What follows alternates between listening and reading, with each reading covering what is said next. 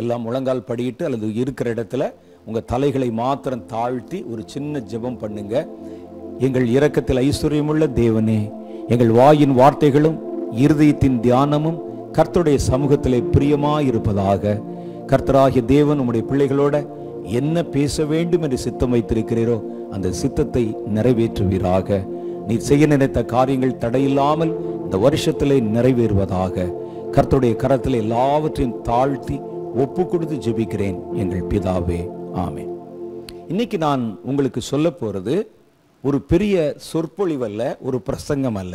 இப்போ நம்ம தீர்மானமா சில காரியங்களை முன்னிறுத்தி இந்த வருஷத்தை நம்ம எப்படி சந்திக்கிறது, இந்த வருஷத்தினுடைய விசேஷம் என்ன, இந்த வருஷத்தில் நம்ம செய்வதற்கு என்ன இருக்கிறது என்ற காரியங்களை விளங்கி கொண்டு இந்த வருஷத்தின் நாட்களை பிரயோஜனமுள்ளதாக மாற்றிக்கொள்ளணும். அதுக்கு தான் இந்த வருஷத்தை குறித்து கர்த்தர் என்ன பேசி இருக்கிறார் என்ற சில காரியங்களை நான் உங்களுக்கு சொல்லி உங்களுக்கு அது குறித்த சில ஆலோசனைகள் சொல்ல விரும்புகிறேன். ஒரு டீச்சிங் சொன்னால் ஒரு 100 வசனத்தை உங்களுக்கு மேற்கோள் காட்டி பேசணும்.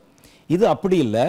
கர்த்தர் பேசி சொன்ன இந்த வருஷம் இப்படி இருக்கும், இந்த வருஷத்தில் நீங்கள் எப்படி செயல்படணும், இந்த வருஷத்தில் நன்மைகளை நீங்கள் எப்படி பெற்றுக்கொள்ளணும் என்று கர்த்தர் சொன்ன காரியத்தை உங்களுக்கு சொல்லுவதன் மூலம் இந்த வருஷத்தின் நாட்களை எப்படி நீங்கள் பிரயோஜனமாக எதிர்கொள்வது, எப்படி இந்த நாட்களை பிரயோஜனப்படுத்திக் கொள்வது என்பதை பற்றி பேசத்தான் இன்றைக்கு எனக்கு அதிக விருப்பம் இருக்கிறது. இந்த காரியத்திற்கு முன் அடையாளமாக நான் ஒரு காரியம் செய்யணும். கர்த்தர் சில நாட்களுக்கு முன்பாக பேசி சொன்ன ஒரு தீர்க்க தரிசனத்தை உங்களிடத்தில் பகிர்ந்து கொள்ளணும். இது நான் பார்த்த ஒரு தரிசனமும் அந்த தரிசனத்தை குறித்து கர்த்தர் பேசின தீர்க்க தரிசனமும் ஒரு வியாக்கியானமும் இதில் அடங்கி இருக்கிறது. கொஞ்சம் பொறுமையாக நீங்கள் கேட்கணும். இது 2 பகுதியாக இருக்கிறது. அதை நான் உங்களுக்கு சொல்லுவதன் மூலம் இனி வருகிற இந்த வருஷத்தில் கர்த்தர் என்ன செய்ய விரும்புகிறார், அதுக்கு நீங்கள் எப்படி உங்களை தயார்படுத்தணும் என்பதை நம்ம விளங்கி கொள்ள முடியும். இந்த பகுதியில் நம்ம பார்க்க போகிறது இந்த வருஷத்தில் கர்த்தர் என்ன செய்ய போகிறார், நீங்கள் என்ன செய்யணும், இதை தான் நம்ம பார்க்க போகிறோம். ஒரு தரிசனத்தின் மூலம் கர்த்தர் இந்த நாட்களை குறித்த ஒரு செய்தியை வெளிப்படுத்தினார். அப்போ நான் பார்த்த தரிசனத்தை நான் எப்பொழுதும் எழுதி வைப்பதை வழக்கமாக வச்சிருக்கிறேன். நான் எப்படி எழுதி வச்சேனோ சில மாதங்களுக்கு முன்னால் அதை அப்படியே கொண்டு வந்து உங்கள் நடுவிலே வாசிக்கிறேன். நான் கர்த்தருடைய சமூகத்தில் ஜெபத்தில் காத்திருந்த போது என் ஆவிக்குரிய கண்கள் திறக்க கண்டேன். என்னுடைய தரிசனத்தில் நான் நிலை அங்கி தரித்தவராக கர்த்தர் நிற்கிறதையும் அவருக்கு முன்பாக 7 முகங்களை கொண்ட பொன்னிலால் ஆன குத்து விளக்கு ஒன்று நிற்கிறதையும் கண்டேன். அந்த குத்து விளக்கானது மனித உயரம் உள்ளதும் அதனுடைய நிலை தாங்கு 1 அடி விட்டம் உள்ளதும், நிலை தாங்குனா கீழே இருக்கிற ஸ்டாண்டு, அது 1 அடி விட்டம் உள்ளதுமாக இருந்தது. அவர் தன்னுடைய விரலை நீட்டி தொட அக்னியானது அந்த விளக்கின் திரிகளிலே பற்றி கொண்டது. அவர் அப்படி தொடுகிற போது குத்து விளக்கின் 4 முகங்களில் உள்ள திரிகளின் சுடரானது பற்றி கொண்டது. அதன் பிரகாசம் வர வர பெரிதாகி அதிலிருந்து பூரணமான வெளிச்சம் புறப்பட்டது. அது அந்த அறையின் சுவர்களை பிரகாசிப்பிக்க பண்ணியது. அப்பொழுது ஒரு சப்தம் உண்டாகி ஒளியானது புறப்பட்டு வெளியே போகும்படி நீ கதவுகளையும் சாளரங்களையும் திறந்து வை என்றது. நான் எதிரில் இருப்பதை காணக்கூடாதபடி அந்த ஒளி என் கண்களிலே பிரகாசித்தது. அது பிரகாசித்து என் கண்களை நிரப்பினதுனால நான் குத்து விளக்கின் அப்புறத்தில் நிற்கிறவரை காணக்கூடாதவனாய் இருந்தேன். அந்த லைட் என் கண்ணை நிரப்பினால லைட்டுக்கு பின்னால் இருக்கவங்களே என்னால் பார்க்க முடியல, கர்த்தரை காணக்கூடாதவனானேன். ஆனால் அவர் சப்தம் எனக்கு கேட்டது. அதனால் என்னுடன் பேசினவர் கர்த்தர் என்பதை அறிந்து கொண்டேன். நான் அந்த சப்தத்திற்கு கீழ்ப்படிந்து கதவுகளையும் சாளரங்களையும், சாளரம் சொன்ன ஜன்னல், சாளரங்களையும் திறந்து வைக்கும்படி திரும்பின போது இதோ மனிதர்கள் புறப்பட்டு 4 சுவர்களிலும் இருந்த கதவுகளையும் சாளரங்களையும் திறந்து வைத்தார்கள். அப்பொழுது ஒளியானது வெளியே புறப்பட்டு போனது. அது நானாவிதமான திசைகளிலும் பயணித்தது, 8 திசைகளிலும் வியாபித்தது. அது புறப்பட்டு சென்ற திசைகளில் எல்லாம் ஜனங்கள் எழும்பி அதை எதிர்கொண்டு புறப்பட்டு வந்தார்கள். அப்பொழுது அது அவர்களை நிரப்பியது. அந்த ஒளியினால் அவருடைய முகங்கள் பிரகாசித்தது. உங்கள் கைகளில் அதை பிடித்துக் கொள்ளுங்கள், உங்கள் விரல்களில் அதை வெளிப்படுத்துங்கள் என்று அவர்களுக்கு சொல்லப்பட்டது. அப்போது அவர்கள் அதை பிடித்து கொள்ளும்படி தங்கள் கைகளை விரித்தார்கள். அது அவர்களுடைய கைகளுக்கு வசப்பட்டது. அது அவருடைய விரல்கள் வழியாக வெளிப்பட்டது. அப்பொழுது நீங்கள் தீவிரித்து புறப்பட்டு உங்களுக்கு எதிர்ப்படுகிறவர்களை தொடுங்கள். அப்பொழுது அவர்கள் பிரகாசம் அடைவார்கள். நீங்கள் தொடும்படியான ஜனங்களை வீதிகளிலும் தெருக்களிலும் கிராமங்களிலும் பட்டணங்களிலும் நீங்கள் தேடுங்கள். அவர்களை மலையிலும் சமுத்திரத்தின் கரைகளிலும் தேடுங்கள். அவர்கள் அங்கே இருக்கிறார்கள். அநேக தீவுகளில் அவர்களை தேடுங்கள், அங்கேயும் அவர்கள் இருக்கிறார்கள் என்று அவர்களுக்கு சொல்லப்பட்டது. அன்றியும் நான் பார்க்கையிலே இதோ ஒரு ஒலிவ மரத்தையும் கண்டேன். அந்த மரத்துக்கு 7 கிளைகள் இருந்தது. அது வேற தரிசனம், அடுத்த ஒட்டி இன்னொரு தரிசனம். அன்றியும் நான் பார்க்கும்போது ஒரு ஒலிவ மரத்தை கண்டேன். அந்த ஒலிவ மரத்திற்கு 7 கிளைகள் இருந்தது. அதன் 6 கிளைகள் மரத்தை சுற்றி நீட்டிக் கொண்டிருந்தது. இதில் இருக்கிற ஒரு கிளையானது, நடுவில் இருக்கிற கிளையோ மத்தியில் வானத்தை நோக்கி உயர்ந்திருந்தது. அப்பொழுது வானத்திலே மழை மேகங்கள் கூடிக்கொண்டு மப்பும் மந்தாரமும் ஆயிற்று. மழை மேகங்களின் நடுவிலே மின்னல்கள் புறப்பட்டன. 7 முறை அந்த இடி முழக்கம் உண்டாயிற்று. அந்த இடி முழக்கத்திலிருந்து ஒரு சப்தம் எழும்பி, விருட்சமே உன் கிளையை சாய்த்து உன் எண்ணெயை சொரிந்து விடு. அதை ஏந்தி கொள்ளுகிறவர்களும் அதை எடுத்துக்கொண்டு போகிறவர்களும் உன்னிடத்தில் சீக்கிரமாய் வருகிறார்கள் என்று அந்த மரத்துக்கு சொல்லப்பட்டது. அப்பொழுது அந்த ஒலிவ மரம் அது தன் கிளைகளை சாய்த்தது. எப்படி எனில், நேர் திசையில் இருக்கும் கிளைகளில் 2ஐயும் அது பக்கவாட்டில் இருக்கும் கிளைகளில் பக்கத்துக்கு ஒன்றாகவும் சாய்த்தது. அது தன்னிடத்திலிருந்த 7 கிளைகளில் இவ்விதம் 4 கிளைகளை சாய்த்ததை அல்லாமல் மற்ற கிளைகளை சாய்க்கவில்லை. அப்பொழுது வானத்திலிருந்து நெடுந்துணியாய் ஒலிக்கிற எக்காள சத்தம் முழங்கியது. சப்தம் இன்னும் ஒலித்து கொண்டிருக்கும் போதே 4 திசைகளிலிருந்தும் திரளான ஜனங்கள் அந்த விருட்சத்தினிடத்திலே புறப்பட்டு வந்தார்கள். அப்பொழுது இதோ ஒலிவ மரமானது தன்னுடைய கிளைகளில் இருந்த எண்ணெயை சுரக்கிற சமயமாயிற்று. உங்கள் கைகளை நீட்டி அதை பெற்றுக்கொள்ளுங்கள். அது உங்கள் கைகளை நிரப்பி உங்கள் விரல்களில் புறப்பட்டு வெளிப்படும் என்று அவர்களுக்கு சொல்லப்பட்டது. அப்போது திரும்பி போங்கள், திரளான கூட்டத்தார் உங்களுக்கு எதிர்ப்படுவார்கள். அவருடைய தலைகளை உங்கள் கைகளில் வழியும் எண்ணெயினால் அபிஷேகம் பண்ணுங்கள். நீங்கள் அப்படி திரும்பி போகையில் ஒரே திசையில் போகாமல் அவன் புறப்பட்டு வந்த திசையிலே வழியிலே திரும்பி போங்கள். அப்படி போகையிலே உங்களுக்கு இன்னும் அநேக வழிகளும் வாசல்களும் திறக்கும். அப்படி திறக்கும் வழிகளிலே பிரவேசியுங்கள். அவைகளிலே எளியவரிடத்திலும் சில ஆஸ்தியும் அதிகாரம் உள்ளவரிடத்திலும் சில வழிகள் அநேக தேசங்களுக்குள்ளும் சில தீவுகளுக்குள்ளும் உங்களை கொண்டு போய்விடும். வழியெல்லாம் ஜனங்கள் எதிர்ப்படுவார்கள். அவர்களை நிரப்புங்கள் என்று அவர்களுக்கு சொல்லப்பட்டது. நான் இதை கண்டபோது இந்த தரிசனத்தை கொடுத்து நான் சில நாட்கள் சிந்தித்து கொண்டிருக்கையிலே 4வது நாளிலே கர்த்தர் என்னுடனே பேசி, நீ கண்ட 7 சுடர்களும் என்னிடத்திலிருந்து புறப்படுகிறதும் பூமியெங்கும் அனுப்பப்படுகிறதுமான என்னுடைய 7 ஆவிகளாம். இவை கடைசி காலத்தில் கொடுப்பேன் என்று சொல்லப்பட்ட என்னுடைய வாக்குத்தத்தத்தின் ஆவிகளாக இருக்கிறது. நான் இந்த ஆவிகளை கட்டவிழ்க்கவும் அவைகளை பூமியெங்கும் புறப்பட்டு போய் ஜனங்களை நிரப்பவும் சமயம் வந்திருக்கிறது. இவைகள் உங்களிடத்தில் கடந்து வரும்போது இதை பெற்றுக்கொள்ளவும், பெற்றுக்கொண்டதை அறிந்து கொள்ளவும், அறிந்து கொண்டதை உபயோகப்படுத்தவும் இந்த நாட்களில் உங்களை ஆயத்தப்படுத்திக் கொள்ளுங்கள். அப்படியே மந்தை மேய்க்கிறவர்கள் மந்தைகளையும் பெற்றோர் தங்கள் பிள்ளைகளையும் ஆயத்தப்படுத்த கடவீர்கள். அப்படியே வாலிபனும் தன்னை ஆயத்தப்படுத்துவானாக, வயோதிபனும் தன்னை ஆயத்தப்படுத்துவானாக, பிள்ளைகளும் தங்களை ஆயத்தப்படுத்துவார்களாக. சிறியோரும் பெரியோருமான எல்லா ஊழியர்களும் ஊழியக்காரிகளும் தங்களை ஆயத்தப்படுத்துவார்களாக. நான் செய்ய போகும் இந்த நன்மையின் காலம் உங்கள் வாசலண்டையில் வந்திருக்கிறது.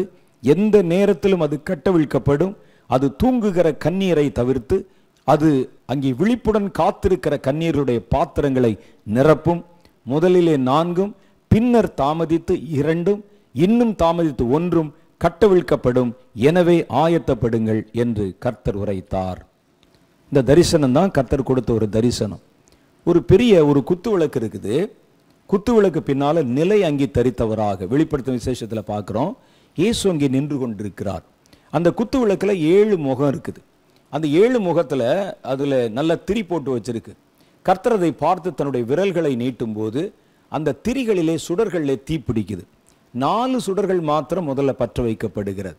அது வந்த உடனே அந்த இடம் முழுவதும் நிரப்பத்தக்கதாக வெளிச்சம், அந்த இடம் முழுவதும் சூரியனுக்கு ஒப்பான வெளிச்சம், அந்த விளக்குக்கு அந்த பக்கம் இருக்கிற ஆளை பார்க்க முடியாதபடிக்கு கண்களை நிரப்புகிற ஒரு அபரிமிதமான ஒரு லைட்டு, ஒரு வெளிச்சம் அது தோன்றியது. அது தோன்றின போது அவங்க சொன்னாங்க, இந்த வெளிச்சத்தை நீ கதவை திறந்து வை, ஜன்னல்களை திறந்து வை, வெளிச்சம் வெளியே போகட்டும் என்றார்கள். ஜன்னலை திறக்கிறதுக்கு திரும்பும்போது சில மனிதர்கள் வந்து அதை வேகமாய் திறந்தார்கள். அதை திறந்த போது எது யாரோ திறந்தா சரிதான், திறந்த போது அது அதன் வழியாக வெளியே புறப்பட்டு போனது. அப்படி அந்த ஒளியானது புறப்பட்டு போகையிலே பல இடங்கள்ல இருந்தும் ஜனங்கள் அந்த ஒளியை நோக்கி எதிர்கொண்டு புறப்பட்டு வந்தாங்க. அப்படி வரும்பொழுது அது அவர்களை நிரப்பிற்று. அவர்கள் மேல அந்த ஒளி சுடர் பட்ட போது அவர்கள் அப்படி லைட் மாதிரி மாறிட்டாங்க. அவர்கள் கடந்து போய் மற்றவர்களை தொடும்போது மற்றவர்களும் அந்த வெளிச்சத்தினாலே நிரப்பப்பட்டாங்க. இதற்கு ஒப்பாக இன்னொரு தரிசனம் வந்தது. ஒரு ஒலிவ மரம், அதில் 7 கிளை இருக்குது. அந்த மரம் அப்படி இருக்குது, சுற்றி இப்படி இப்படி இப்படி இப்படி சுற்றி 6 கிளைகள் அப்படியே வந்து அப்படி கையை பரப்பி நிற்கிற மாதிரி 6 கிளை பரப்பி நிற்குது. ஒரு கிளை மாத்திரம் வானத்தை நோக்கி உயர்ந்திருக்கு. இதுக்கெல்லாம் என்ன அர்த்தம்னு இனிமே தான் பார்க்கணும். கர்த்தர் அதை காமிச்சு சொன்னார். ஒலிவ மரத்துக்கு ஒரு கட்டளை கொடுத்தார். நான் பார்த்துட்டு நிற்கிறேன். ஒலிவ மரத்தை கட்டளை கொடுத்து, உன்னிடத்தில் இருக்கிற கிளைகளை சாய்த்து உன்னுடைய ஒலிவ எண்ணெயை ஊற்றிவிடு. அது நீ அந்த எண்ணெயை சுரக்கிற காலம் வருகிறது. ஒலிவ மரம் தானா வந்து எண்ணெயெல்லாம் சுரக்காது. ஒலிவ மரத்தில் இருக்கிற காய்களை எடுத்து வந்து நம்ம தான் ப்ரெஸ்ஸில் போட்டு ஆட்டி எண்ணெய் எடுப்பாங்க. ஆனால் இங்கே கர்த்தர் சொல்லுகிறார், இந்த மரத்துக்கு உன் கிளையை சாய்ச்சு அந்த ஒலிவ எண்ணெயை சுரக்கிற நேரம் வந்தது அப்படின்னு கர்த்தர் சொல்லும்போது, நான் அப்படி நிற்கிறேன்ல, முன்னால் பார்த்தீங்கன்னா வட்டமாக அதனுடைய கிளைகள் இருக்குல்ல, எனக்கு முன்னால் இருக்கிற 2 கிளை அப்படி கையை நீட்டுற மாதிரி இப்படி நீட்டுது. சைடில் இந்த பக்கம் 1, இந்த பக்கம் 1, 4 கிளை. அங்கே 4 சுடர், இங்கே 4 கிளை. அவைகள் அப்பொழுது கர்த்தர் சொல்லுகிறார், நீங்கள் சுரக்கிற நேரம் வந்தது, அதை பெற்றுக்கொள்ளுகிறவர் உங்களிடத்தில் வருகிற சமயம் ஆயிற்று என்கிறார். உடனே அது என்ன செய்யுதுன்னா, அப்படியே அந்த கிளை அப்படியே தன்னை சாய்க்கிறது. அந்த கிளைகளின் நுனியிலிருந்து ஒரு மோட்டர் பைப்பில் வர மாதிரி எண்ணெயானது வெகு வேகமாக சுரக்க ஆரம்பிக்கிறது. அப்பொழுது 4 திசையிலிருந்தும் ஏராளமான ஜனங்கள் கூடிக்கொண்டு வேகமாக வந்து தங்களுடைய கைகளிலே அந்த எண்ணெய் எடுக்கிறாங்க. எண்ணெய் எடுக்கிற ஆட்களை பார்த்து கர்த்தர் ஒன்று சொல்கிறாரு, கையில் அதை எடுத்துக்குங்க, உங்கள் விரல்கள் வழியாக அது வெளிப்படும். நீங்கள் அதை வாங்கிட்டு திரும்பி போகும்போது உங்களை எதிர்கொண்டு ஜனங்கள் வருவாங்க. நீங்கள் கண்கள் பார்க்கிற, உங்களிடத்தில் வருகிற, உங்களை தேடுகிற, எதிர்கொண்டு புறப்பட்டு வருகிறவர்களை தலைகளை தொடுங்கள், இதனால் அபிஷேகம் பண்ணுங்கள் என்று அவர்களுக்கு சொல்லப்பட்டது. அவர்கள் அப்படியே செய்தார்கள். இப்போ நிறைய ஜனங்கள் வெளிச்சத்தினால் நிரப்படுறாங்க. நிறைய ஜனங்கள் கர்த்தர் தருகிற அந்த ஒலிவ எண்ணெயினால் அபிஷேகம் பண்ணப்படுறாங்க. இது என்ன? இது ரெண்டும் அந்த காரியத்துக்கு வந்து அடையாளம் இருக்குதா? அது ரெண்டும் ஒரே பொருளை உடையதா என்று எனக்கு கொஞ்ச நாள் புரியலை. ஒரு 4 நாள் கழித்து ஜெபம் பண்ணி கொண்டிருந்த போது கர்த்தர் இந்த காரியத்தின் ரகசியங்களை வெளிப்படுத்த ஆரம்பித்தார். அவர் சொன்னார், ரெண்டுமே ஒரே தரிசனம்தான். அந்த ரெண்டும் என்ன செய்துன்னா, கடைசி காலத்தில் நான் தருவேன் என்று வாக்குத்தத்தம் பண்ணின என்னுடைய வல்லமையை பெற்றுக்கொள்ளுகிற சமயம் வந்து விட்டது. நான் எதுக்கு ஜெபம் பண்ணேன்னா, நீ வருகிற 2023 வருஷத்துக்காக ஜெபம் பண்ணுறேன். அப்போ ஆண்டவர் சொல்கிறாரு, அந்த நாள் வந்து விட்டது. அந்த ஒலிவ மரம் தன் எண்ணெயை சுரப்பதற்கு முன்பும் வெளிச்சம் சாளரங்களில் வழியாக வெளியே புறப்படுவதற்கு முன்பும் நீங்கள் உங்களை ஆயத்தப்படுத்திக்கங்க. அப்போ நீங்கள் அதனிடத்துல புறப்பட்டு போங்க, அதை பெற்றுக்கொள்ளுங்கள், அதை சுமந்து கொண்டு ஜனங்களுக்கும் ஜாதிகளுக்கும் அதை கொண்டு போய் கிராமங்களில் மனிதர்களை தேடுங்க, எளியவர்களிடத்திலே மனிதர்களை தேடுங்க, பல தீவுகளில் தேடுங்க, பல இடங்களில் உங்கள் கால்கள் போகிற எவ்விடத்திலும் கடந்து போங்க, அவர்களை தொடுங்கள், நிரப்புங்கள் என்று கர்த்தர் வாக்குத்தத்தம் பண்ணி இருக்கிறார். அது நிறைவேற போகிற நாள் வர்றதுனால இப்போ நீங்கள் அதை பெற்றுக்கொள்ள ஆயத்தமாக இருக்கணும் அப்படின்னு சொன்னார். நான் இப்போ அதை பற்றி யோசித்து பார்த்தேன். கர்த்தர் 7 ஆவிகள் வேதத்தில் போட்டிருக்க அந்த மாதிரி நீங்கள் வெளிப்படுத்தின விசேஷத்தில் படித்தா தெரியும். ஒரு ஆட்டுக்கடா இருக்கும், அந்த ஆட்டுக்கடாக்கு 7 கொம்புகள் இருக்கும், 7 கண்கள் இருக்கும். கர்த்தர் சொல்லுவார், இந்த 7 கண்களும் உலகமெங்கும் அனுப்பப்பட போகிற கர்த்தருடைய 7 ஆவிகளாம் என்று சொல்லுவார். அப்போ பரலோகத்தில் கர்த்தருடைய ஆவி 7 பரிமாணங்களோட செயல்படுகிறது. 7 ஆவிகள் அங்கே வைக்கப்பட்டிருக்கிற பரிசுத்த ஆவியிலேயே அது செய்கிற கிரிகளுக்கு ஏற்ற மாதிரி அது 7 விதமான தன்மையை கொண்டதாக இருக்கிறது. இந்த ஆவி உலகம் முழுவதும் அனுப்பப்படுகிற ஆவின்னு சொல்லி வேதத்தில் எழுதியிருக்கு. கர்த்தர் சொன்னார், முதல் தவணையா இந்த 7 ஆவில 4 ஆவிகளை நான் கட்டவிழ்த்து விட போகிறேன். அப்படி கட்டவிழ்த்து விடும்போது என்ன செய்யணும் அப்படின்னு கேட்டா, நான் ஏற்கனவே உங்களுக்கு ஒரு காரியம் சொன்னேனே, மனிதர்களை கொண்டுதான் மனிதர்களுக்கு கர்த்தர் காரியங்களை செய்வார். அந்த அபிஷேகம் வரும்போது மனிதர்கள் வந்து அதை வாங்கிக்கிறணும், மனிதர்கள் அந்த வல்லமையை பெற்றுக்கொள்ளணும், அவர்கள் அதை எடுத்துக்கொண்டு உலகம் முழுவதும் கொண்டு போகணும். உலகம் எங்கிலும் புறப்பட்டு போகிற ஆவி அல்ல, அனுப்பப்படுகிற ஆவி. அனுப்பப்படுறதுன்னா யார் மூலமோ அனுப்பப்படுவது தானே அனுப்பப்படுதுன்னு சொல்லுவோம்.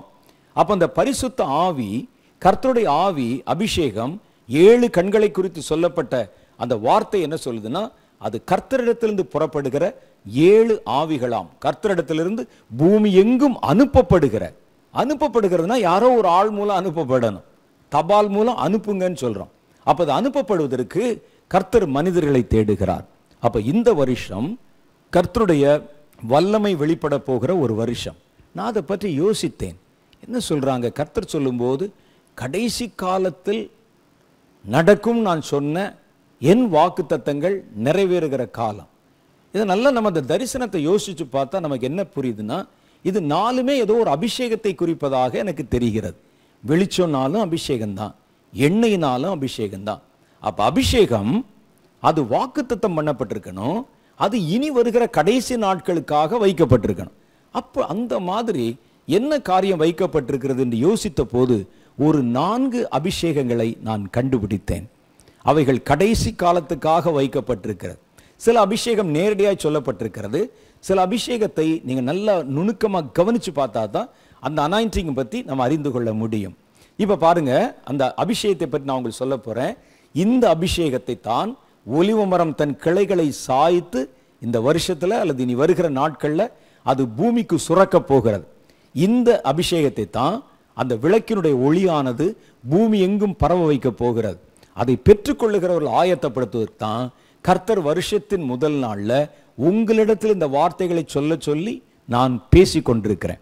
கர்த்தர் சொன்னாரே, வாங்க 4 திசையிலிருந்து வாங்க, இந்த லைட்டை பெற்றுக்கொள்ளுங்கள். அது அப்படி கையை நீட்டினா கைக்குள்ள இந்த லைட் வருது, கையை மூடுனா விரல்கள் வழி அப்படியே வழிகிற மாதிரி வழிஞ்சு வருது அந்த லைட் வெளிச்சம்.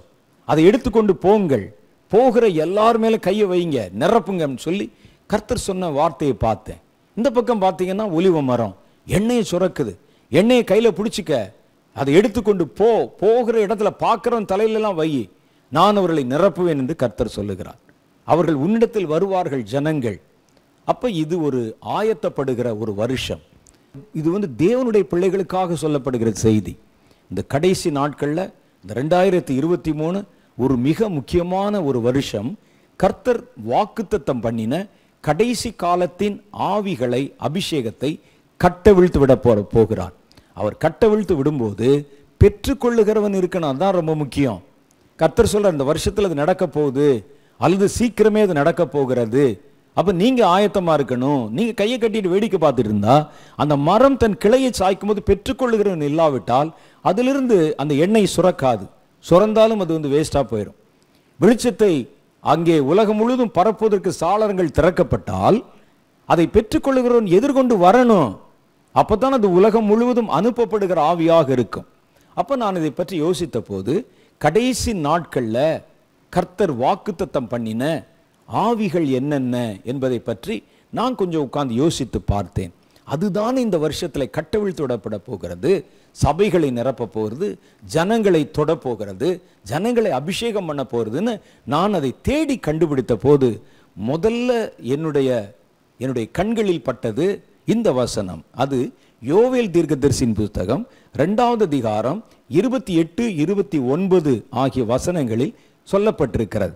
28 சொல்லுது, அதற்கு பின்பு நான் மாம்சமான யாவர் மேலும் என் ஆவியை ஊற்றுவேன், அப்பொழுது உங்கள் குமாரரும் உங்கள் குமாரத்திகளும் தீர்க்க தரிசனம் சொல்லுவார்கள், உங்கள் மூப்பர்கள் சொப்பனங்களையும் உங்கள் வாலிபர்கள் தரிசனங்களையும் காண்பார்கள், ஊழியக்காரிகள் மேலும் ஊழியக்காரர்கள் மேலும் அந்நாட்களிலே என் ஆவியை நான் ஊற்றுவேன் என்று அவர் சொல்லி இருக்கிறார்.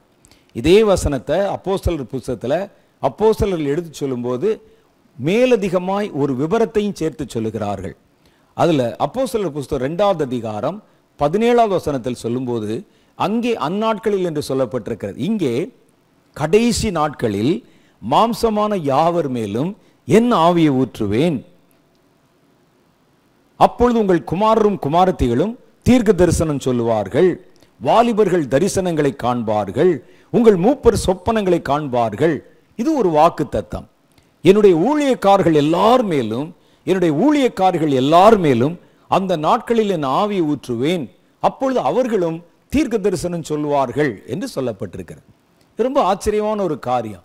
ஆண்டவர் சொன்ன கடைசி காலத்துல ஜனங்களுக்கு வாக்கு பண்ணப்பட்ட ஒரு ஆவி.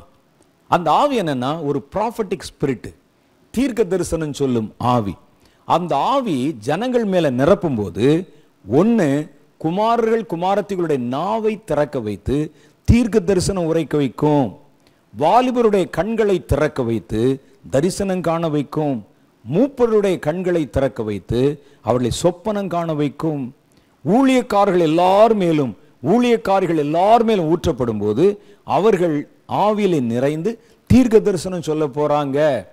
இது கர்த்தர் கடைசி காலத்தில் நடக்கும் என்ற வாக்குத்தத்தமாக சொல்லி இருக்கிறார். இது மாதிரி ஒரு சம்பவம் எருசலேம்ல மேலறை வீட்டில் நடந்த போது சுற்றி வந்த ஜனங்களுக்கெல்லாம் ஒரு சந்தேகம். பகல்ல இவ்வளோ நேரம் ஆகி குடிச்சு வெறிச்சிட்டு ஒரு 120 பேர் இந்த அறையை அடைத்து கொண்டு ஏதோ புது மொழியில பேசிட்டு இருக்காங்களேன்னு பேசி கொண்டிருந்தார்கள். அவருடைய சந்தேகத்தை தீர்க்கும் வண்ணமாக அங்கே பேதுரு 11 அப்போஸ்தலரோடு கூட எழுந்து அவங்ககிட்ட இந்த வார்த்தையை நினைவுபடுத்தி சொன்னார். அவர் சொன்னார், கடைசி நாட்கள்ல ஒரு அபிஷேகத்தை தருவேன்னு சொன்னார்ல, அந்த அபிஷேகம் தான் இது. அதுதான் நீங்க பார்க்குறீங்க. மாம்சமான யாவர் மேலும் ஊற்றுவேன்னு சொன்னாரே, அந்த அபிஷேகம் தான் இங்கே வருகிறது. இதற்கு முந்தின காலங்களில் அபிஷேகம் என்பது ஆசாரியர்கள், ஒரு தீர்க்கதரிசி, அவங்க மேல மாத்திரம்தானே கொடுக்கப்பட்டிருந்தது. ஆனா இப்போ எல்லார் மேலும் அந்த அபிஷேகம் ஊற்றப்படுகிறது என்று அவர் சொன்னார். ஏன்னா அந்த அபிஷேகம் அப்பதான் ஊற்றப்படுது. அந்த அபிஷேகம் என்ன கிரியை செய்ய போகுது, இது இந்த அபிஷேகம் தானா இது ஏன் அப்படின்னு சொல்லி அவங்களுக்கு இன்னும் அந்த அபிஷேகத்துல ஒரு பழக்கம் உண்டாகவில்லை.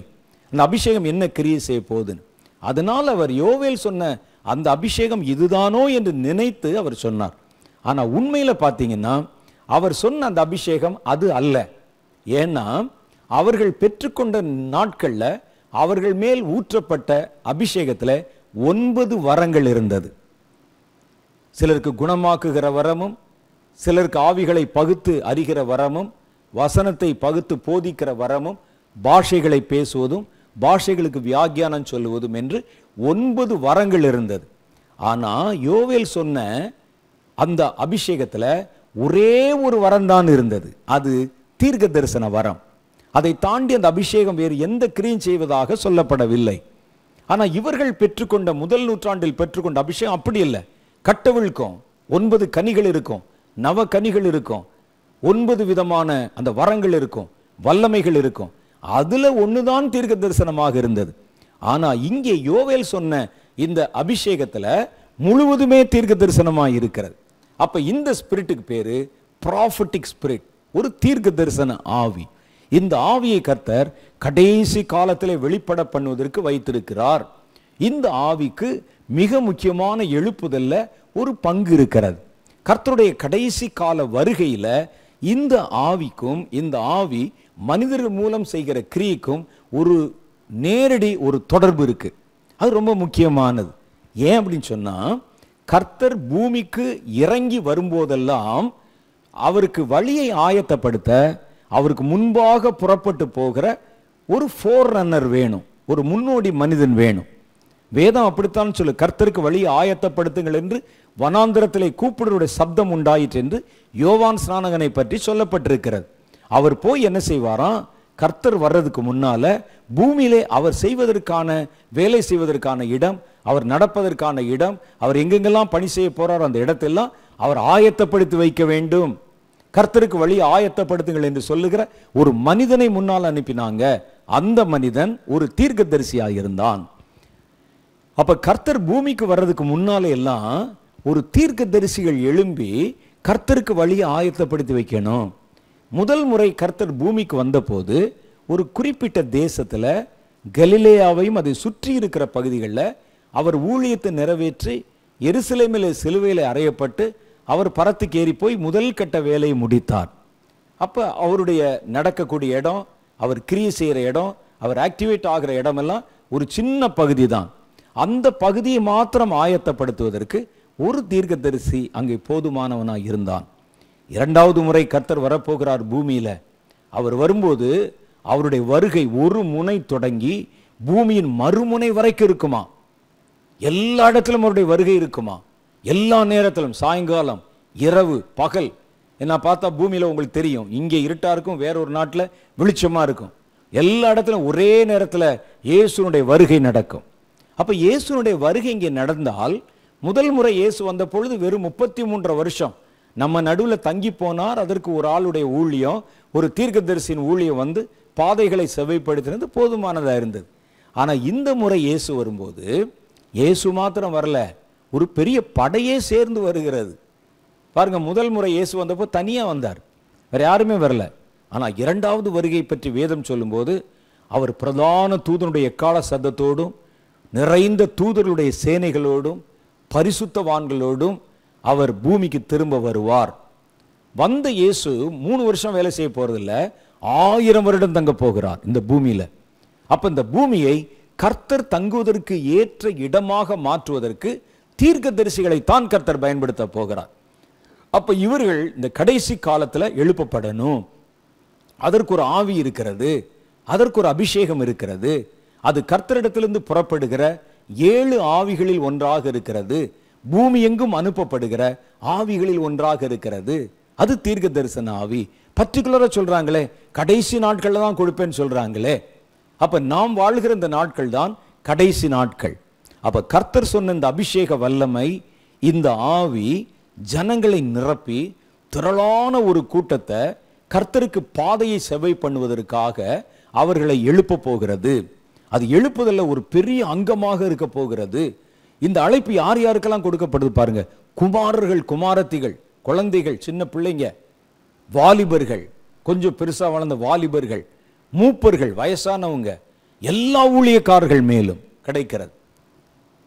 ஆனா இங்க முதல்ல சொன்னாங்கல்ல ஒரு ஆவி, அந்த அபிஷேகத்தை பார்த்தால், அந்த அபிஷேகம் இறங்கி வந்த போது அப்பதான் ஜனங்கள் வந்து கழுவப்படுகிறார்கள், அப்பதான் ஜனங்கள் கர்த்தருடைய ஊழியத்துக்கு என்று ஏற்படுத்தப்படுகிறார்கள்.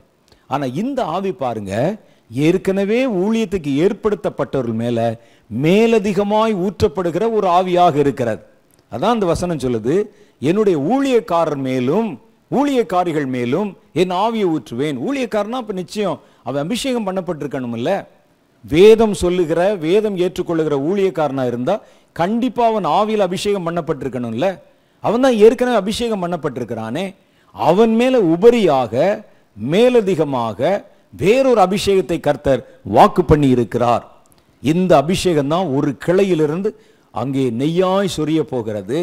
இதை சுமப்பதற்கு, அதை எடுத்துக்கொள்வதற்கு, அதை எடுத்துக்கொண்டு புறப்பட்டு போவதற்கு கர்த்தர் தம்முடைய பிள்ளைகளை ஆயத்தப்பட சொல்றாரு. அபிஷேகம் வரப்போகுது இந்த வருஷத்துல.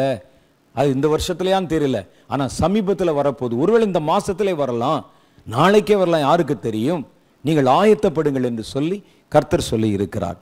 இரண்டாவது ஆவி பார்த்தீங்கன்னா, நமக்கு ரொம்ப முக்கியமாக தேவைப்படுகிற ஒரு ஆவி, கடைசி நாட்களுக்காக நமக்கு தேவைப்படுகிற ஒரு ஆவி இருக்கிறது. அந்த ஆவி ஒரு ஜெப ஆவி, பிரேயர் ஸ்பிரிட்.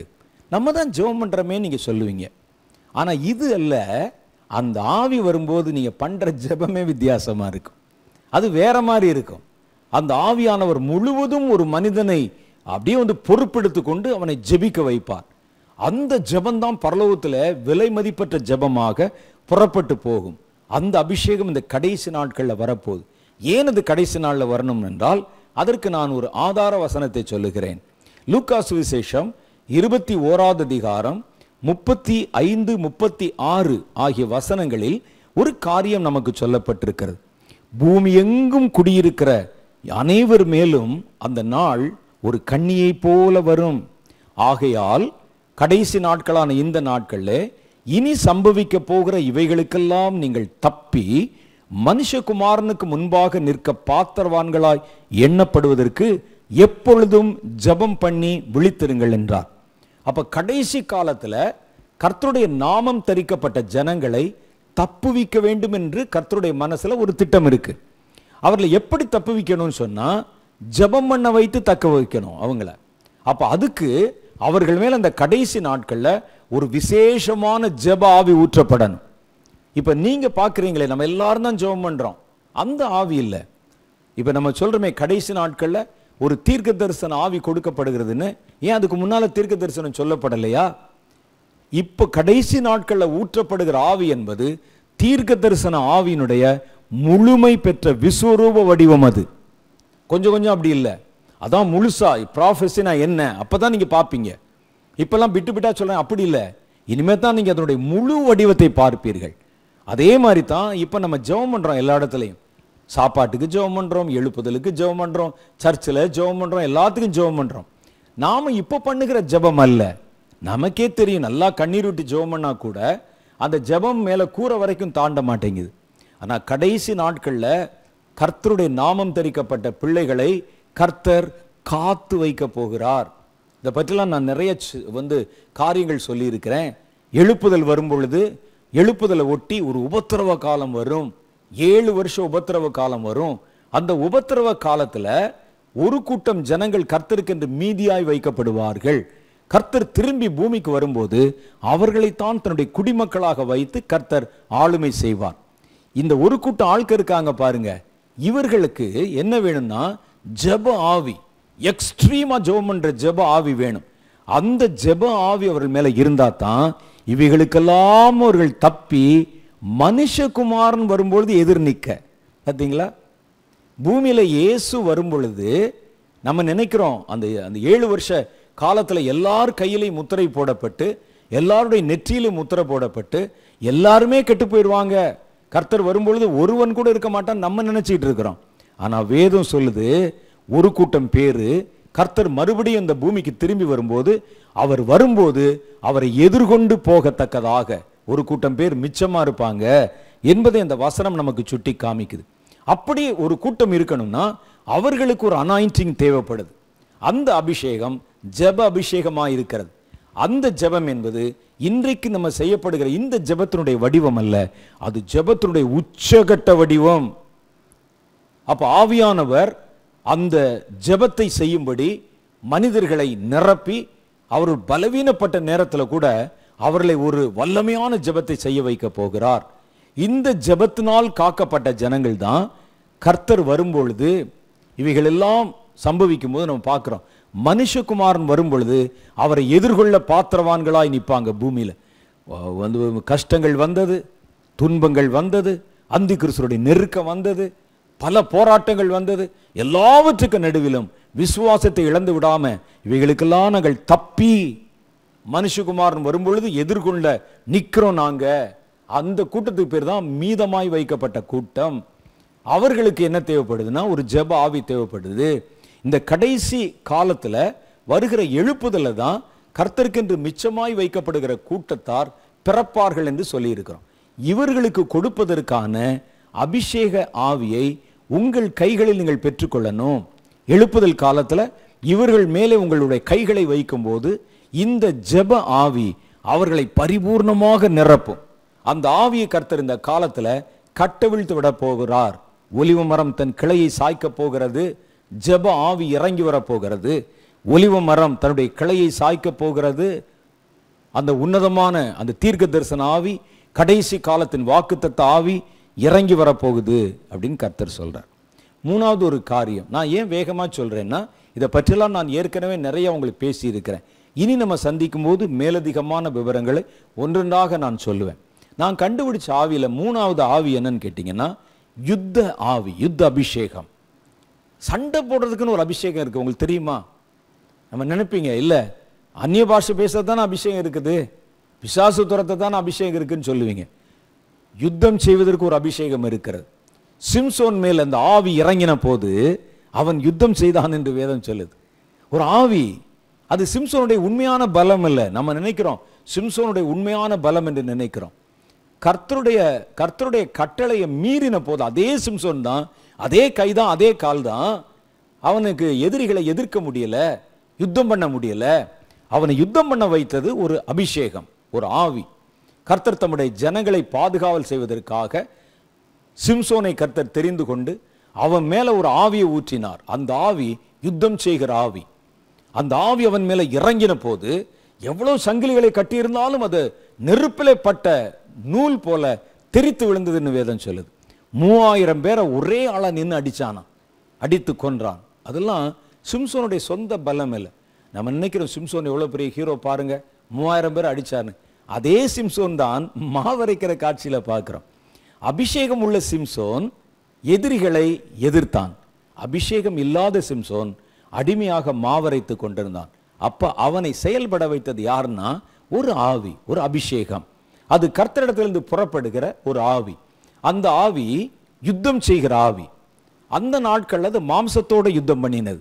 கடைசி நாட்கள்ல இதே ஆவி மாம்சத்தோட யுத்தம் பண்ணுவதல்ல, அது ஆவிகளோட யுத்தம் பண்ண போகிறது. அதை குறித்து வேதம் சொல்லுகிறதை பாருங்கள். எபேசியர் 6வது அதிகாரம் 10வது வசனத்திலிருந்து சில வசனங்கள் சொல்லப்படுகிறது.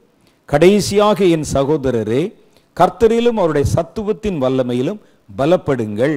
நீங்கள் பிசாசின் தந்திரங்களோடு எதிர்த்து நிற்க திராணி உள்ளவர்களாகும்படி தேவனுடைய சர்வாயுத வர்க்கத்தையும் எடுத்துக் கொள்ளுங்கள்.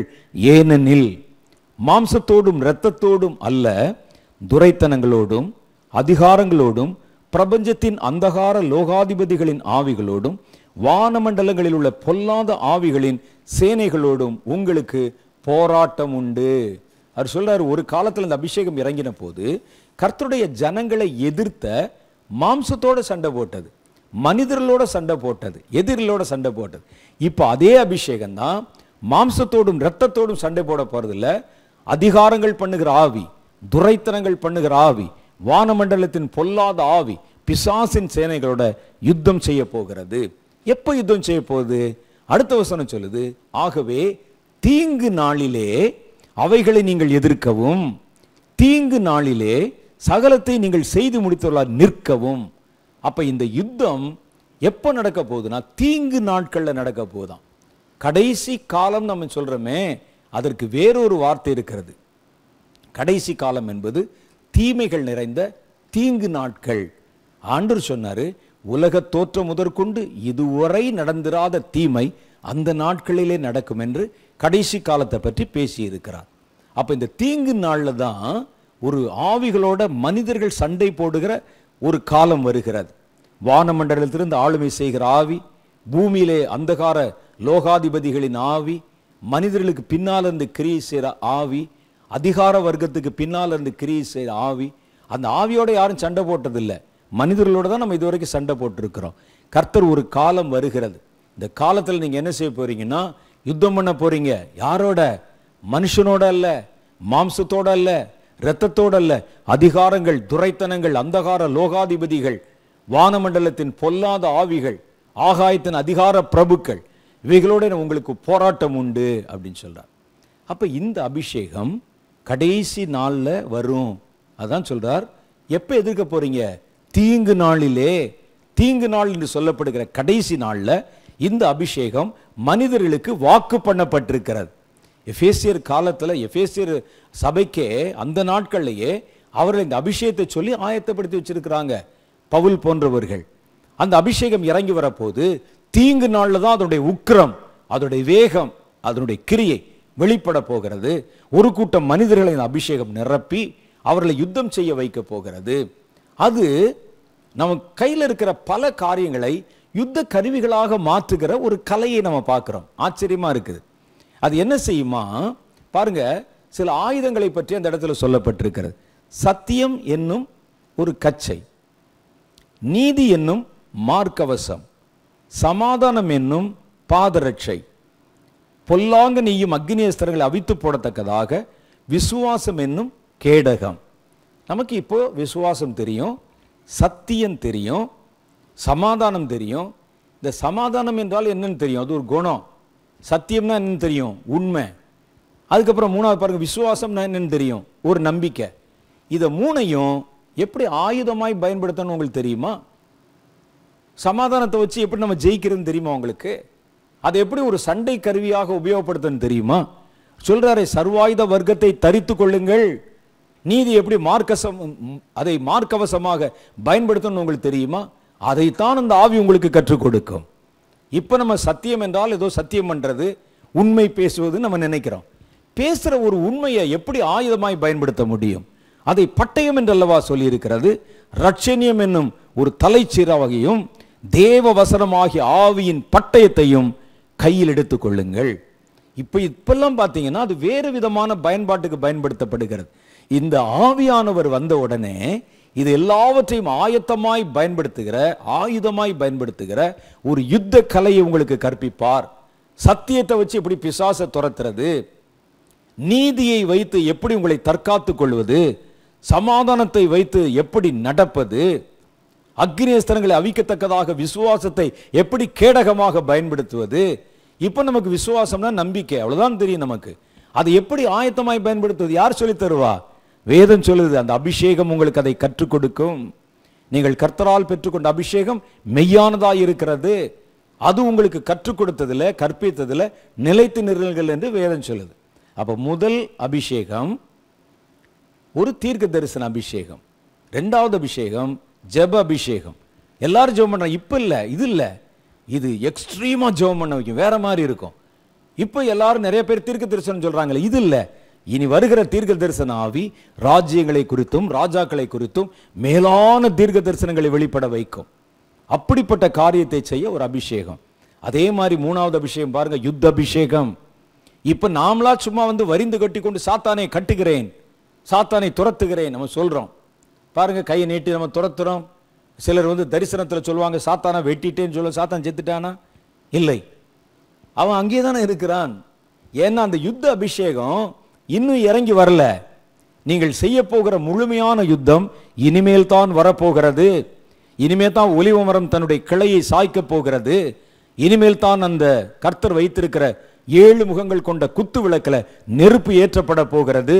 இனிமேல் தான் கதவுகளும் சாளரங்களும் திறந்து வைக்கப்பட போகின்றன.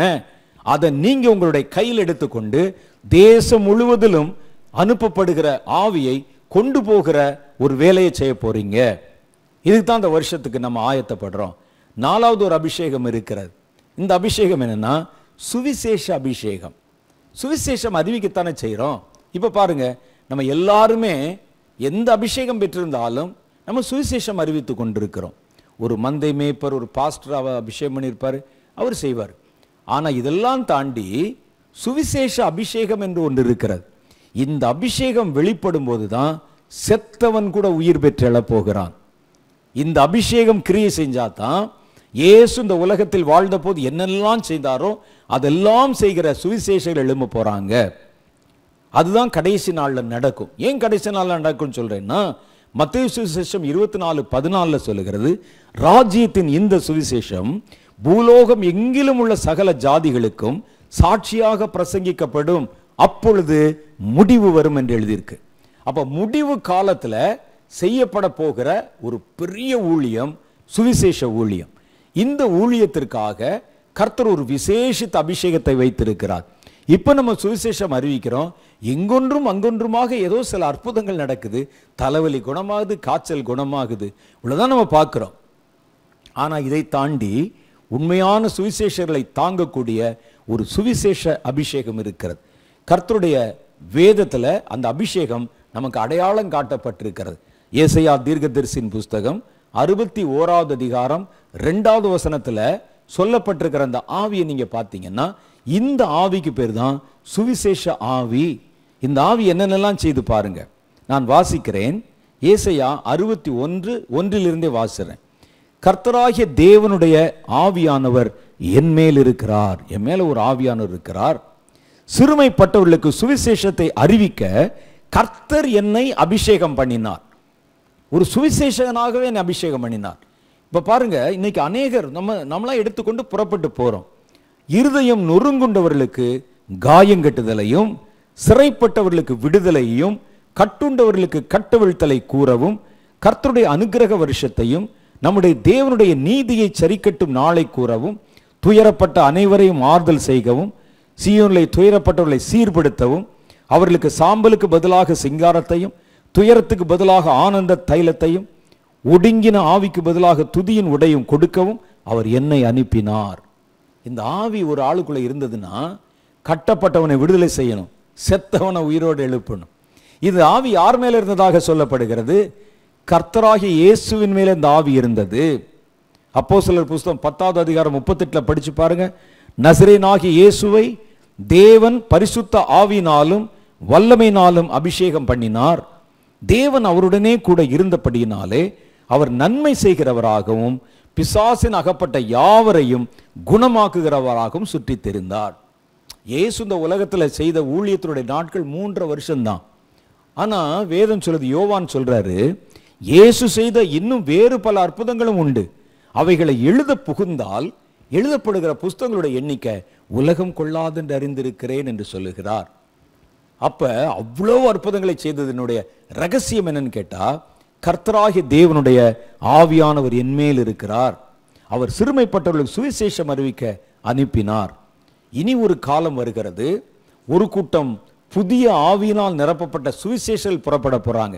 இவன் போய் அடி வாங்கிட்டு வர சுவிசேஷகன் அல்ல, இவர்கள் போகிற இடத்திலெல்லாம் ஜெயிக்கிற சுவிசேஷகர்கள், இவர்கள் போகிற இடத்திலெல்லாம் அற்புதங்களை நிறைவேற்றுகிற சுவிசேஷகர்கள், மரித்து 4 நாள் ஆனவனையும் தன்னுடைய கைகளை தொட்டு எழுப்ப கூடியவர்கள், காற்றுக்கும் கடலுக்கும் இறையாதே அமைதலாயிரு என்று சொல்லி கட்டளை கொடுக்கக்கூடியவர்கள். இயேசுவின் மேல் இருந்த அதே வல்லமை, அதே அபிஷேகம், அதே காரியம் இது இன்றைக்கு இனி வருகிற நாட்கள்ல நம்முடைய கண்கள் காண நடக்க போகுது.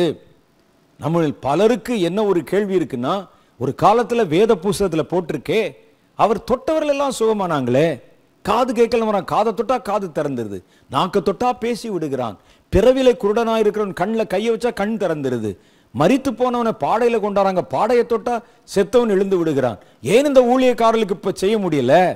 ஏனென்றால் அதை செய்ய வைக்கிற ஆவி இனிமேல் தான் கட்டவிழ்த்து விடப்பட போகிறது, இனிமேல் தான் அந்த பூமியில இறங்கி வர போகிறது, இனி பூமி அந்த நாட்களை பார்க்க போகிறது.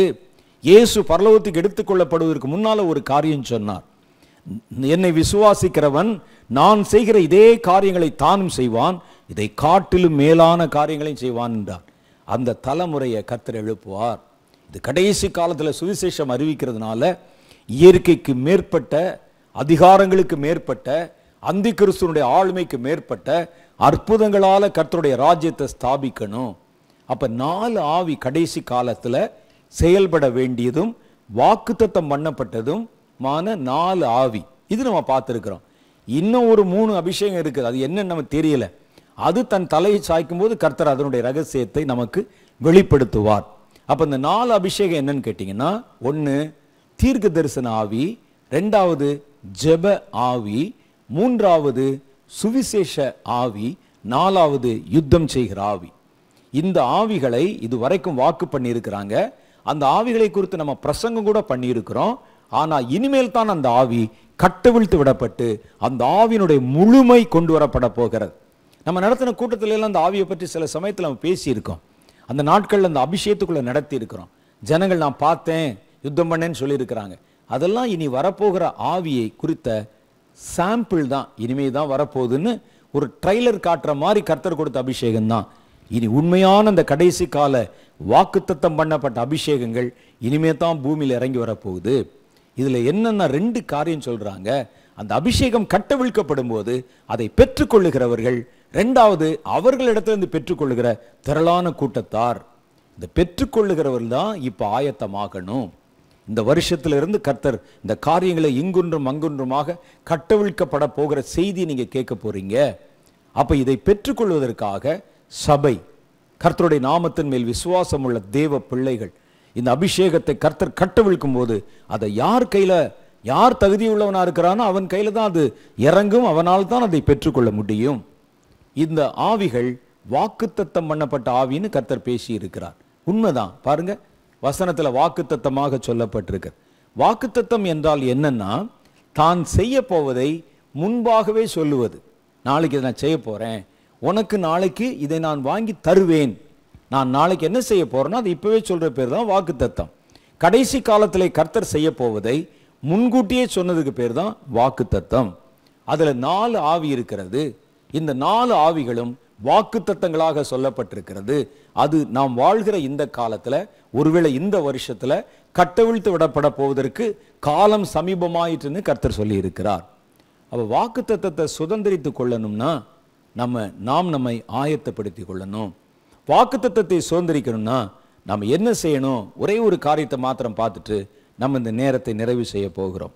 வாக்குத்தத்தத்தை சுதந்திரிக்க என்ன செய்யணும்?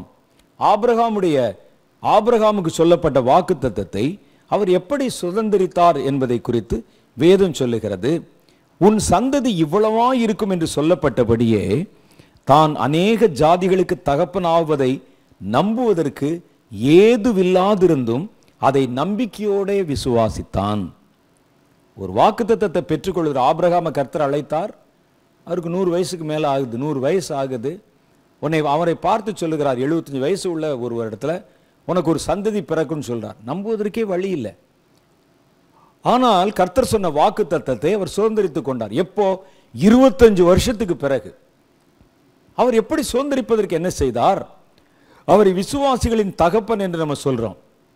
அவர் தனக்கு கொடுக்கப்பட்ட வாக்குத்தத்தத்தை சுதந்திரிக்க என்ன செய்தார்னு பார்த்தீங்கன்னா, அநேக ஜாதிகளுக்கு தகப்பன் ஆவதை நம்புவதற்கே ஏதுவில்லாதிருந்தும் அதை நம்பிக்கையோடு விசுவாசித்தான். இந்த அபிஷேகத்தை ஒருவேளை கர்த்தர் கட்டவிழ்த்தா கூட எனக்கு அதை பெறுவதில் நம்பிக்கை இல்லை, எனக்கு இந்த ஆவியை குறித்து எனக்கு நம்பிக்கை இல்லை, நம்ம ஏற்கனவே பெற்றிருக்கிறோமே, ஒரு நாள் சர்ச்சு வந்த போது பெற்றோமே, அதுதான் ஆவி, எனக்கு அது போதும் என்று நீங்கள் நினைத்தா கூட நாம் என்ன செய்யணுமா? நம்புவதற்கு ஏதுவில்லாதிருந்தாலும் நீங்கள் வலுக்கட்டாயமா இதை நம்புங்கள். இதை கர்த்தர் சொல்லி இருக்கிறார், அதை நிறைவேற்றுவார். ஆபிரகாமுக்கு கர்த்தர் சொன்ன போது ஆபிரகாமுக்கு அதை நம்புவதற்கு எந்த காரணமும் இருக்கவில்லை, எந்த ஏதுவும் இருக்கவில்லை. வயசான ஒரு வயசான பாட்டியம்மா எப்படி குழந்தை பெறுவாங்க? வயசான ஒரு கிழவனார் அவருக்கு எப்படி குழந்தை பிறக்கும்? 100 வயசுல எப்படி குழந்தை பிறக்கும்? நம்புவதற்கு ஏதுவில்லாதிருந்தும் சொல்லுகிறவர் கர்த்தர் என்பதனால அதை அப்படியே கண்ணை மூடிக்கொண்டு நம்பினான். நடக்கும். கர்த்தர் பேசி இருக்கிறார். ஏன் கையில கொடுக்கிறதுனால தான் கர்த்தர் இந்த வார்த்தை என் காதுகளை கேட்க வைத்திருக்கிறார். நம்பணும். நீங்க இந்த வார்த்தை உங்க காதுக்கு வந்துருச்சா? கர்த்தர் உங்களுக்கு தான் பேசி கொண்டிருக்கிறார், உங்களுக்கு தான் இந்த வாக்குத்தத்தத்தை கொடுக்கிறார். 4 வல்லமை இறங்கி வரப்போகிறது. நீ ஆயத்தப்பட்டால் அதை உன்னால பெற்றுக்கொள்ள முடியும். அதை ஜாதிகளுக்கும் ஜனங்களுக்கும் கொண்டு போய் சேர்க்க முடியும். திரளான ஜனங்களை இந்த வாக்குத்தத்தத்தின் வல்லமையினாலே அபிஷேகம் பண்ண முடியும். அப்ப இதை நம்ம பெற்றுக்கொள்வதற்கு என்ன செய்யணும்னா, நமக்கு நம்புவதற்கே ஏது இல்லாது இருந்தா கூட ஒருவேளை காலம் கூட கொடுமையா மாறலாம். அபிஷேக கூட்டமே நடத்த முடியாம, தேவனுடைய பிள்ளைகள் ஜெபிக்க முடியாம, அல்லது வெளியே போக முடியாம, கொரோனா காலம் வந்துச்சே, அப்படி ஒரு காலம் கூட ஒருவேளை வந்தாலும் நீங்கள் விசுவாசியுங்கள், கர்த்தர் சொன்னது நடந்தே தீரும் என்று வேதம் சொல்லுகிறது. இரண்டாவது, அவன் விசுவாசத்திலே பலவீனமாய் இருக்கவில்லை. அவன் ஏறக்குறைய 100 வயது உள்ளவனாய் இருக்கும்போது தன் சரீரம் செத்து போனதையும் சாராளுடைய கர்ப்பம் செத்து போனதையும் எண்ணாதிருந்தான். ரெண்டாவது என்னன்னா, நீங்க அதை பெற்றுக்கொள்ள முடியாதபடிக்கு இருக்கக்கூடிய தடைகளை பற்றி நீங்க நினைக்கவே கூடாது. என்னையெல்லாம் நிரப்புவாரா, என்னையெல்லாம் தொடுவாரா, எனக்கெல்லாம் இந்த வேலை தருவாரான்னு நீங்க உங்களை நீங்களே அண்டர் எஸ்டிமேட் பண்ணக்கூடாது. இந்த வார்த்தைகள் யார் யாரு காதுக்கு போச்சோ உங்க எல்லாருக்கும் கர்த்தர் செய்ய போகிற இந்த பெரிய வாக்குத்தத்தத்தில் ஒரு பங்கு இருக்கிறது. மூன்றாவது பாருங்கள், அவன் வாக்குத்தத்தம் பண்ணினதை நிறைவேற்ற கர்த்தர் வல்லவராய் இருக்கிறார் என்று முழு நிச்சயமாய் நம்பி தேவனை மகிமைப்படுத்தி விசுவாசத்திலே வல்லமை உள்ளவனானான். அப்ப என்ன செஞ்சார்? 3 காரியம் செஞ்சார் வாக்குத்தத்தத்தை சுதந்திரித்துக் கொள்வதற்கு. ஏதுவில்லாமல் இருந்தும் நடப்பதற்கு வாய்ப்பே இல்லாத காலத்துல அந்த வாக்குத்தத்தத்தை நம்பினான். வாக்குத்தத்தத்தை நிமித்தம் எனக்கு இதெல்லாம் செய்ய முடியாது அப்படின்னு நினைச்சிருந்த அவனுடைய நம்பிக்கையை மாற்றி தன்னுடைய பலவீனத்தை எண்ணாதிருந்தான். மூன்றாவது, வாக்குத்தத்தம் பண்ணினவர் இன்னார் என்பதை அறிந்து அவரை மகிமைப்படுத்தி கொண்டே இருந்தான். அப்பதான் அந்த வாக்குத்தத்தம் நிறைவேறுகிற காலம் வந்த பொழுது அந்த வாக்குத்தத்தம் ஆபிரகாமுடைய மடியிலே வந்து விழுந்தது. கர்த்தர் பேசி சொன்ன கடைசி கால வாக்குத்தத்தம், கடைசி கால வாக்குத்தத்தத்தின் அபிஷேகங்கள் வெளியே கட்டவிழ்த்து விடப்பட போகிற காலம் வருகிறது. இன்னைக்கு ஜெபம் பண்ணுகிறோம், ஆவியில 2 அந்நிய பாஷை பேசி ஜெபம் பண்றோம். நாம நினைச்சிட்டு இருக்கிறோம் இது ஒரு ஜெப ஆவின்னு. இது இல்லை, அந்த ஜெப ஆவி இனிமேல் தான் வரப்போகிறது. கொஞ்சம் தீர்க்க தரிசனம் சொல்றோம், நம்ம நினைச்சிட்டு இருக்கிறோம் இதான் தீர்க்க தரிசன அபிஷேகம். இல்லை, இனி ஒரு தீர்க்க தரிசன அலை வரப்போகிறது. அந்த ஆவியிலே கர்த்தர் மேலான காரியங்களை பேசி தீர்க்க தரிசிகளை எழுப்ப போகிறார். யுத்த அபிஷேகம். இன்னைக்கு நாம சொல்றோம் கட்டுகிறோம் சொல்றோம், கட்டப்பட்டு விட்டது நினைக்கிறோம், ஆனால் அது கட்டப்படல. இனிமேல் தான் அந்த முழுமையான அபிஷேகம், முழுமையான ஆவி இறங்கி வர போகிறது. இப்ப நம்ம சுவிசேஷம் அறிவிக்கிறோம், ஆனால் இயேசு அறிவித்தது போல நம்மால் அறிவிக்க முடியல. காரணம், அந்த ஆவி, கர்த்தர் மேல் இருந்த அந்த சுவிசேஷ அபிஷேகம் முழு பூர்ணமா இனிமேல் தான் உங்கள் மேல் இறங்கி வரப்போகிறது. அது கட்டவிழ்த்து விடப்பட போகிற காலம், கடைசி காலத்தில் கட்டவிழ்க்கப்பட போகிறது. நாம் வாழ்கிற இந்த காலம்தான் கடைசி காலம் என்று அறிந்திருக்கிறோம். நம் இந்த வாக்குத்தத்தத்தை விசுவாசித்து காலம் சமீபமாயிற்று என்று நம்பி உங்களை ஆயத்தப்படுத்தி கொண்டு காத்திருந்தால் உங்க கைகளை இந்த வாக்குத்தத்தம் நிரப்பும். உங்கள் கைகளை வாக்குத்தத்தத்தின் வெளிச்சத்தை சுமந்து கொள்ளும். வாக்குத்தத்தத்தின் எண்ணெயை உங்கள் விரல்கள் வெளிப்படுத்தும். நீங்கள் புறப்பட்டு போவீர்கள். ஒரு பெரிய கூட்டத்தார் நீங்கள் பெற்றுக்கொண்ட அந்த ஆவியினால நிரப்பப்படுவாங்க. இது பேர் தான் எழுப்புதல் என்று சொல்லப்படும். அப்ப கர்த்தர் என்ன சொல்ல வருகிறார்? கடைசி காலத்தை குறித்து நான் சொன்ன வாக்கு தத்தங்கள்ல 4 வாக்கு தத்தத்தை நான் கட்டவிழ்க்க போகிறேன். அந்த 4 குறித்து அவர் சொல்லும் போதும் அது அபிஷேகமாய் இருக்கிறத நம்ம பார்த்தோம். அந்த அபிஷேகம் என்னதென்று கண்டுகொண்டோம். இது இந்த வருஷத்துல அல்லது இனி வருகிற நாட்கள்ல எந்த சமயத்திலும் அது வந்து விடலாம். ஆகவே சபையும் வார்த்தைகளை கேட்கிற நீங்களும் கர்த்தருடைய பிள்ளைகளும் ஆயத்தமாய் காத்திருக்கணும். கர்த்தர் இந்த வருஷத்துல மகிமையான காரியங்களை செய்ய போகிறார். எதையாவது நினைச்சு நீங்க பயந்துகிட்டே இருக்க வேண்டாம். கொள்ளை நோய் வரப்போதாமே, வரட்டும். இருண்ட காலம் வரட்டும். அது மற்றவர்களுக்கு, உலகத்துக்கு. கர்த்தரை பின்பற்றி கொண்டு நீங்க தான் வெளிச்சத்தை கையில வச்சிருக்கீங்களே. இருண்ட காலம் எப்படி உங்களை பிடிக்கும்? அது மற்றவர்களுக்கு, உலகத்தாருக்கு, நமக்கல்ல. நமக்கு கர்த்தர் அந்த இருண்ட காலத்திலும் ஒரு பெரிய வேலையை வைத்திருக்கிறார். ஆகவேதான் கர்த்தர் தம்முடைய பிள்ளைகளை வெளிச்சமாய் மாற்றி வைத்திருக்கிறார்னு வேதம் சொல்லுகிறார். ஆகவே நாம் அதை குறித்தெல்லாம் ரொம்ப ரொம்ப கவலைப்பட்டு கொண்டிருக்காமல் கர்த்தர் இந்த இருண்ட காலத்திலும் நமக்கு வைத்திருக்கிற இந்த வாக்குத்தத்தத்தை பெறும்படிக்கு நம்முடைய முயற்சிகளை நம்ம பின்தொடர்வோம். கர்த்தர் செய்யணும் இந்த காரியம் தடையில்லாமல் உங்களுடைய வாழ்க்கையில் நடக்கும். இந்த வருஷத்துல உங்க ஊழியம் வேற மாதிரி மாறிடும். நீங்கள் செய்கிற உங்களுடைய கிரியைகள் வேற மாதிரி மாறிடும். கடைசி கால வல்லமை வெளிப்படுத்துகிற ஒலிவ மர கிளைகள் தன் கிளையை சாய்க்கும் பொழுது உங்கள் கை அதை பிடிக்கிற மாதிரி நீங்கள் உங்களை ஆயத்தப்படுத்துங்க. சாளரங்கள் திறக்கப்படும் போது அதை எதிர்கொண்டு போகத்தக்கதாக நீங்கள் ஆயத்தப்படுங்கள். எல்லாவற்றுக்கும் காலம் சமீபமாயிற்று என்று கர்த்தருடைய ஆவியானவர் சொல்லுகிறார்.